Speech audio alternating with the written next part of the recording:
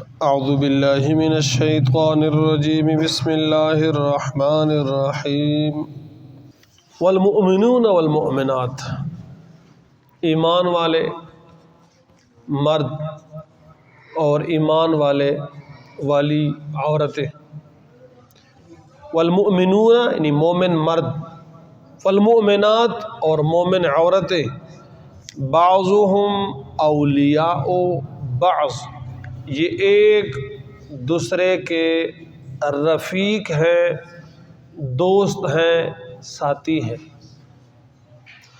یأمرون بالمعروف، ان ایمان والوں کی صفات یہ ہے کہ یہ معروف یعنی نیکی کی تعلیم دیتے ہیں، نیکی کا حکم کرتے ہیں، وَيَنْهَوْنَ عَنِ الْمُنْكَرِ، منکر اور برائی سے روکتے ہیں، منع کرتے ہیں، وَيُقِيمُونَ الصَّلَاةَ، اور ان ایمان والوں کی صفت یہ ہے کہ یہ نماز قائم کرتے ہیں، وَيُؤْتُونَ الزَّكَاةَ، زکوٰۃ، اور ان ایمان والوں کی صفت یہ ہے کہ یہ زکوٰۃ دیتے ہیں، ادا کرتے ہیں، وَيُطِيعُونَ اللَّهَ وَرَسُولَهُ، ان ایمان والوں کی صفت یہ ہے کہ یہ اللہ اور اس کے رسول کی اطاعت کرتے ہیں۔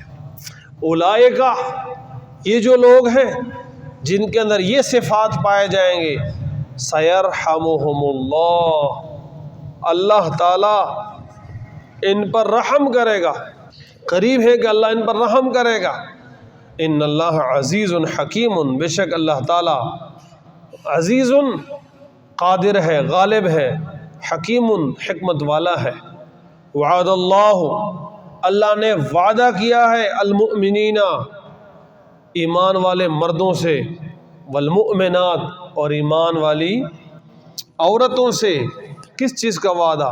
جنات، ایسے باغات کا، تجری کہ بہہ رہے ہوں گے، من تحتہا، ان باغات کے نیچے، الانہار، نہریں، خالدین فیہا، اور یہ ایمان والے مرد اور عورتیں ان باغات اور ان جنتوں میں ہمیشہ رہیں گے، وَمَسَاكِنَ طَيِّبَةً، اور نفیس ٹھکانے ہوں گے، خوبصورت اور نفیس مساکن ٹھکانے، جگہ ہوں گی، فی جنات عدن، جنات عدن کے اندر، وَرِضْوَانٌ مِّنَ اللَّهِ، اور اللہ کی جو رضامندی ہے، اکبر، وہ تو بہت بڑی چیز ہے، اللہ کی رضا، ذَلِكَ هُوَ الْفَوْزُ الْعَظِيمُ، یہی بہت بڑی کامیابی ہے۔ یا ایھا النبی، اے نبی صلی اللہ علیہ وسلم، جاہد الکفار، ان کافروں کے خلاف جہاد کرے، والمنافقین، اور ان منافقین کے خلاف جہاد کرے، واغلظ علیہم، اور ان پر سختی کرے، ومأواہم جہنم، اور ان منافقین کا اور کافروں کا ٹھکانہ جہنم ہے، وبئس المصیر، اور جہنم عام جگہ نہیں ہے، بہت برا ٹھکانہ ہے۔ پہلے آیت نمبر 71 میں اللہ رب العزت نے ایمان والوں کے صفات بیان فرمائے ہیں، مومنین کے صفات۔ قرآن کریم کا عمومی جو طرز بیان ہے وہ یہ کہ برے لوگوں کو نصیحت کرتے ہیں اور ان کو انجام بد سے ڈراتا ہے، اور اس لیے تاکہ وہ انجام پر غور کرے اور اس برائی سے باز آ جائے، اور اس کے مقابلے میں پھر نیک لوگوں کا تذکرہ بھی کرتا ہے جی، تاکہ وہ جو گناہ گار ہیں وہ گناہ چھوڑ کر کے نیکی پر آ جائیں، اور اس نیکی کا جو انجام ہے، خوبصورت انجام، اس کو وہ حاصل کرے جی۔ تو نصیحت ایک ترہیب ہوتا ہے اور ایک ترغیب ہوتا ہے، ایک یہ کہ آپ اس کو ڈرائیں، اور دوسرا کہ آپ اس کو مستقبل کا جو ہے نا اچھی اس کو رغبت دے دیں اور اس کو اچھا انجام بتلائیں جی۔ یہ نصیحت کے دونوں طریقے ہوتے ہیں۔ تو قرآن کریم ترہیب بھی کرتا ہے، ڈراتا بھی ہے، اور ترغیب بھی دیتا ہے، کیونکہ بعض اوقات صرف تخویف ہو تو معاملہ بعض اوقات خراب ہو جاتا ہے۔ اس لیے جب منافقین کا ذکر ہو گیا اور ان کے انجام بد کا ذکر ہو گیا اور ان کے صفات ذمیمہ اور مذمومہ کا ذکر ہو گیا تو اب اس کے مقابلے میں مومنین کا ذکر ضروری تھا اور ان کے جو انجام حسنہ ہے وہ ضروری تھا، تاکہ وہ بھی سامنے جو ہے وہ آ سکے کہ جن کے اندر نفاق ہے اگر وہ اپنے نفاق میں رہیں گے تو ان کا یہی انجام ہوگا اور بہت برا انجام ہے۔ اگر یہ اپنے نفاق کو چھوڑیں اور ایمان کے راستے پر آئیں گے تو پھر ان کا رتبہ اور مقام یہ ہے کہ ان کے لیے اللہ نے جنتوں کے وعدے فرمائے ہیں۔ اب ایمان والے مردوں اور عورتوں کے پہلے فرمایا کہ بعضهم اولیاء بعض، ایمان والوں کا جو آپس کے اندر رشتہ ہے، جوڑ ہے، تعلق ہے، وہ یہ ہے کہ یہ ایک دوسرے سے ہے جی۔ المسلم اخو المسلم، ایک مسلمان دوسرے مسلمان کا کیا ہے؟ بھائی ہے۔ اور ہمارا آپس میں جو تعلق ہے وہ لا الہ الا اللہ کا ہے، کلمے کا ہے، ایمان کا ہے۔ اور بعض لوگ آج کل علماء کو کہتے ہیں نا کہ علماء جو ہے وہ دین کو سیاست کے لیے استعمال کرتے ہیں نا، عموماً یہ جملہ کہا جاتا ہے کہ نہیں کہا جاتا، لیکن جب آپ اس کو کہیں کہ پاکستان کا متبل کیا تو کہتے ہیں لا الہ الا اللہ۔ اب اس سے آپ پوچھیں کہ یہ لا الہ الا دین نہیں ہے، یہ آپ کو کس نے بتایا کہ یہ اس طرح کا تھا؟ اس کا باقی تفصیلات میں نہیں جانا چاہتا۔ تو یہ جو اس طرح کے جذباتی نعرے ہوتے ہیں مسلمانوں کو وہ کرنے کے لیے استعمال کیے جاتے ہیں۔ مسلمانوں کے درمیان میں مضبوط رشتہ، اس میں کوئی شک نہیں ہے کہ لا الہ الا اللہ محمد الرسول اللہ پورا کلمہ ہے۔ کلمہ تو پورا پڑھیں گے پھر مسلمان ہوں گے، صرف لا الہ الا اللہ پڑھیں گے تو مسلمان ہی نہیں ہوں گے۔ اس لیے کہ گل تو آگے ہے نا کہ محمد الرسول اللہ، کہ محمد رسول اللہ کو آپ رسول بھی مانے۔ لا الہ الا اللہ تو یہودی اور عیسائی بھی پڑھتے ہیں جی۔ اب آگے بات ہے کہ محمد الرسول اللہ، تو کلمہ پورا پڑھ لینا چاہیے۔ بہرحال میں کس طرف جا رہا کہ ایمان والوں کا آپس کے اندر یہ رشتہ ہے۔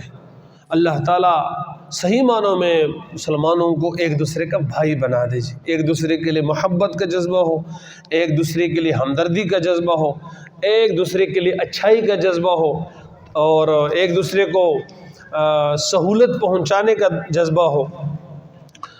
اب ایمان والوں کے جو صفات ہیں، نمبر ایک، وہاں منافقین کا صفت کیا بیان ہوا تھا کہ یأمرون بالمنکر، وہ برائی کا حکم کرتے ہیں، اور ایمان والوں کی یأمرون بالمعروف، اچھائی کا حکم کرتے ہیں۔ وینہون عن المنکر، ایمان والوں کی صفت یہ کہ برائی سے روکتے ہیں، اور منافقین کی یہ تھی کہ وہ برائی کی طرف لوگوں کو بلاتے ہیں۔ تو امر بالمعروف اور نہی عن المنکر یہ بہت بڑا فریضہ ہے۔ اور تیسری صفت بیان فرمائی وَيُقِيمُونَ الصَّلَاةَ، نماز قائم کرتے ہیں ایمان والے۔ قرآن کریم میں جگہ بجگہ ایمان والوں کی جو ایک بڑی چیز بیان کی جاتی ہے وہ اقامت الصلاۃ ہے جی۔ اس سے آپ اندازہ لگائیں کہ دین اسلام میں یعنی مسلمانی میں نماز کا کیا مقام ہے جی۔ وَيُؤْتُونَ الزَّكَاةَ، چوتھی صفت کہ وہ زکوٰۃ ادا کرتے ہیں جی۔ وَيُطِيعُونَ اللَّهَ وَرَسُولَهُ، پانچویں صفت یہ ہے کہ وہ اللہ اور اس کے رسول کی اطاعت کرتے ہیں جی۔ نمبر ایک امر بالمعروف، نمبر دو نہی عن المنکر، نمبر تین اقامت الصلاۃ، نمبر چار ایتاء زکوٰۃ، نمبر پانچ اطاعت اللہ والرسول، اللہ اور اس کے رسول کی اطاعت۔ یہ پانچ صفات ہیں، اور جن کے اندر یہ پانچ صفات ہوں گے اللہ تعالیٰ وعدہ فرماتے ہیں اولئک سیرحمہم اللہ، اللہ تعالیٰ کی رحمت ان پر نازل ہوگی، قرآن کریم نازل ہوگی۔ ان اللہ عزیز حکیم، اگر کوئی کہے کہ کیسے ہوگا اور یہ کیسے کس طرح ہوگا جی، تو اللہ تعالیٰ سب کچھ پر غالب ہے اور حکمت والا ہے جی۔ اللہ تعالیٰ ہمیں ان صفات پر عمل کرنے کی توفیق عطا فرمائے جی۔ امر بالمعروف، نیکی کا حکم کرنا، ونہی عن المنکر، یہ فریضہ دراصل اسلامی حکومت یعنی دوسرے لفظوں میں حکمرانی کا ہے۔ امر کہتے ہیں حکم کرنے کو، تو نیکی کا حکم کرنا اور نیکی کا حکم آپ تب کر سکتے ہیں جب آپ کے ہاتھ کے اندر قوت نافذہ ہو۔ نہیں عن المنکر، نہیں کا معنی ہے روکنا، منکر برائی کو کہتے ہیں، برائی سے روکنا۔ اور کسی کو آپ برائی سے تب روک سکتے ہیں جب آپ کے ہاتھ میں جو ہے نا قوت نافذہ ہو۔ اور اگر کوئی برائی کر رہے اور آپ اس کو کہیں کہ دیکھیں یہ نہ کریں، یہ التجا ہے، یہ منت سماجت ہے، یہ عام لوگوں کا فریضہ ہے۔ تو گناہ کو روکنے کے جس طرح حدیث پاک میں آتا ہے من رأى منکم منکرن، جو کوئی تم میں سے منکر دیکھے فلیغیرہ بیدہ، اس کو ہاتھ سے روکے۔ تو ہاتھ سے کون روک سکتے ہیں؟ حکمران، اس لیے کہ ان کے پاس طاقت ہوتی ہے جی، فورس ہوتی ہے، اور وہ اس کے چیز کے ذمہ دار ہے جی۔ مثال ایک جگہ شادی ہو رہی ہے، ڈول ڈمکے ہو رہے ہیں جی، اور اگر ڈنڈا ہو تو آپ جا کر کے اس کو کہیں کہ کیوں کر رہے ہو جی، زبردستی بند کروا سکتے ہیں آپ اس کو۔ اور اگر آپ کے پاس حکومت نہیں ہے تو آپ زبردستی نہیں کروا سکتے، کرواؤ گے تو فساد ہو جائے گا۔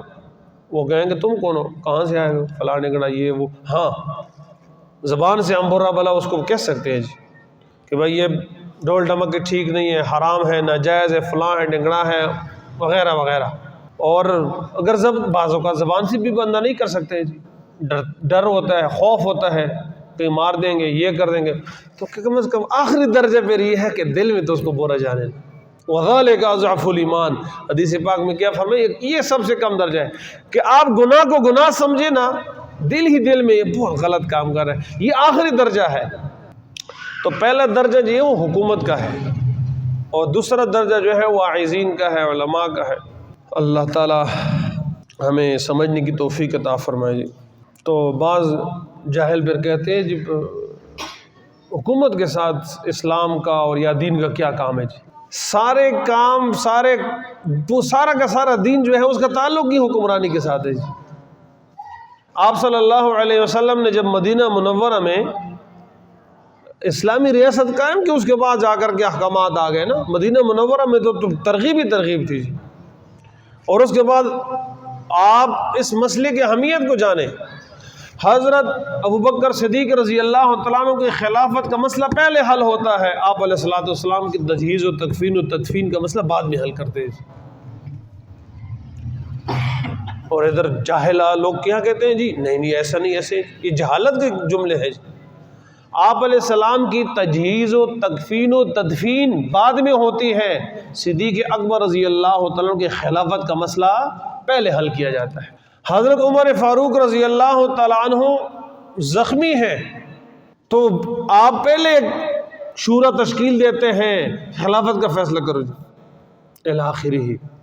اللہ تعالیٰ میں سمجھنے کی توفیق عطا فرمائے جی۔ تو 5 صفات ہیں ایمان والوں کی، اور پھر جن کے اندر یہ سے جو مومن اور مرد اور عورت ایسے ہوں تو اللہ تعالیٰ نے ان کے ساتھ جو وعدہ فرمایا ہے جنات، ایسے باغات کا کہ جس کی نیچے نہریں بہہ رہے ہوں گی، اور اس کے اندر ہمیں یہ ڈبل خوشخبری ہے۔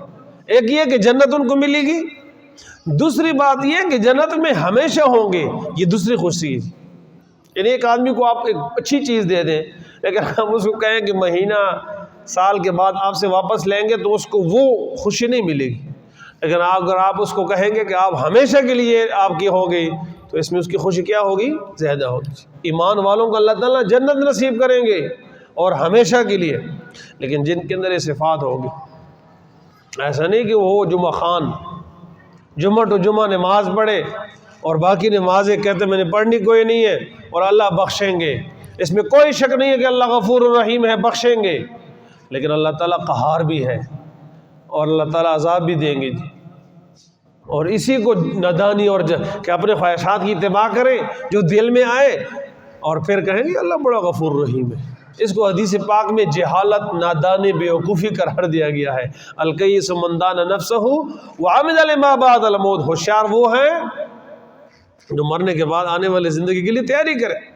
والعاجز من اتبع نفسہ ہوا وتمنى علی اللہ، بیوقوف وہ ہے جو اپنے خواہشات کی پیروی کرے اور پھر وتمنى علی اللہ، اور اللہ تعالیٰ سے امید رکھے جی اللہ بڑا غفور رحیم ہے۔ بعض ایسے بدبخت ہوتے ہیں جو صرف عید ٹو عید نماز پڑھتے ہیں، بعض ایسے بدبخت ہوتے ہیں جو ہر سال عمرے پہ جاتے ہیں، عمرہ وہاں کرتے ہیں لیکن ادھر آ کر کے فرض نماز نہیں پڑھتے جی۔ تو بعض تو ایسے ہوتے ہیں کہ نہیں بس ایسی جو فلاں جگہ سے ہو کے آئے ہیں نا، ٹر کے آئے ہیں، بس ہنسی بخشے گئے جی، مرشد کی نگاہ ہے جی۔ وہ مرشد کی نگاہ کا یہ مطلب نہیں ہے کہ بس مرشد کے سامنے آ گئے تو بس اس کے بعد پھر آپ فرائض کو بھی چھوڑیں اور کرتے ہیں جو مرضی ہے جی، جہالت کے اندر پڑے رہیں اور پھر کہیں گے اللہ بخشیں گے جی، تو اسی کو جہالت کر رہے ہو۔ پھر یہ اللہ تعالیٰ نے یہ قرآن حدیث کیوں بھیجے ہیں؟ پھر یہ نماز، یہ روزہ، یہ زکوٰۃ، یہ حج، یہ کس کے لیے بھیجے ہیں؟ یہ صرف چند لوگوں کے لیے کہ محلے کے اندر جو ہے نا وہ 1000 لوگ، 1500، 2000 لوگ رہ رہے ہوں گے اور اس میں صرف 50 لوگ یہ کام کریں گے اور باقی مزے کریں گے جی۔ یہ تو جہالت کا جملہ ہے نا۔ ہاں، نماز پڑھیں گے، روزے، سب کچھ جو فرائض و واجبات ان کو پورا کریں گے، ہاں آگے اللہ تعالیٰ سے دعا کریں گے کہ اللہ میرے بس میں یہ تھا، اس کو قبول فرما اور میرے نجات کا ذریعہ بنا جی۔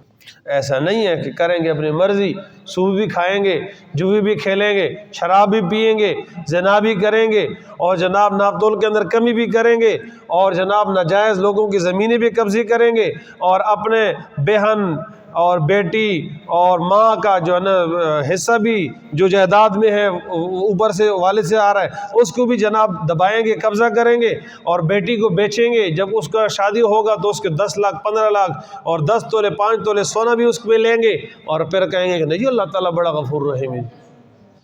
یہ ایسے موقع پر یہ جملہ، یہ جہالت کا جملہ ہوتا ہے۔ وہاں مرضی کر رہے ہو، بیٹی کی قیمت لگا رہے ہو، 10 لاکھ روپے لے رہے ہو، 10 تولے سونا لے رہے ہو، کیوں لے رہے ہو؟ کس خوشی میں لے رہے ہو؟ یہ تو آپ اپنے بیٹی کو بیچ رہے ہو۔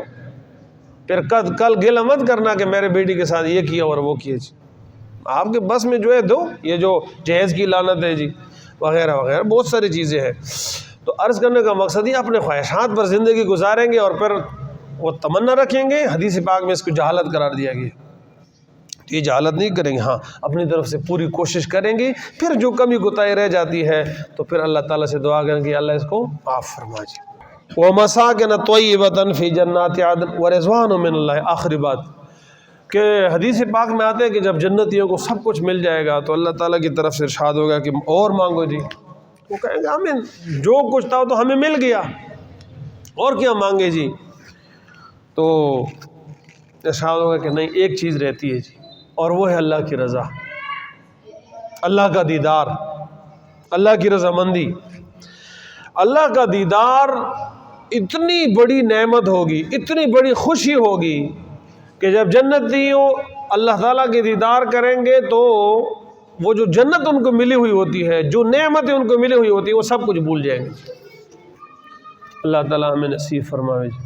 اب ان صفات کے اولین مصداق حضرات صحابہ تھے کہ نہیں تھے جی؟ کیونکہ اللہ تعالیٰ نے رضی اللہ عنہ ورضوا عنہ دنیا میں ان کے لیے اعلان فرمایا کہ میں ان سے راضی اور وہ مجھ سے راضی، لہٰذا اس کے اولین مصداق حضرات صحابہ ہیں رضوان اللہ تعالی علیہم اجمعین۔ اس لیے فرمایا والمؤمنون والمؤمنات، مومن مرد اور مومن عورتیں، بعضهم اولیاء بعض، یہ ایک دوسرے کے رفیق ہیں، یہ ایک دوسرے کے دوست ہیں۔ یأمرون بالمعروف، یہ نیکی کا حکم کرتے ہیں، نیکی کی تعلیم دیتے ہیں، اچھی باتوں کی، بھلی باتوں کی تعلیم دیتے ہیں۔ وینہون عن المنکر، اور بری باتوں سے منع کرتے ہیں، غلط باتوں سے، گناہ کے کاموں سے منع کرتے ہیں۔ وَيُقِيمُونَ الصَّلَاةَ، اور یہ لوگ نماز قائم کرتے ہیں۔ وَيُؤْتُونَ الزَّكَاةَ، اور یہ لوگ زکوٰۃ ادا کرتے ہیں۔ وَيُطِيعُونَ اللَّهَ وَرَسُولَهُ، اور یہ لوگ اللہ اور اس کے رسول کی اطاعت کرتے ہیں۔ أُولَٰئِكَ، یہ جو لوگ ہیں، سَيَرْحَمُهُمُ اللَّهُ، اللہ تعالیٰ ان پر رحمت نازل فرمائیں گے، اللہ تعالیٰ ان پر رحم کریں گے۔ إِنَّ اللَّهَ عَزِيزٌ حَكِيمٌ، اللہ تعالیٰ غالب اور حکمت والا ہے۔ وعد اللہ المؤمنین والمؤمنات، اللہ نے وعدہ کیا ہے ایمان والے مردوں اور عورتوں سے، جنات، ایسے باغوں کا، ایسے جنتوں کا، تجری من تحت الانہار، جس کی نیچے نہریں بہہ رہی ہوں گی، خالدین فیہا، اور یہ مومن مرد اور عورتیں اس میں ہمیشہ رہیں گے۔ ومساکن طیبۃ، اور پاکیزہ مکانات، پاکیزہ ٹھکانہ اللہ تعالیٰ ان کو دیں گے۔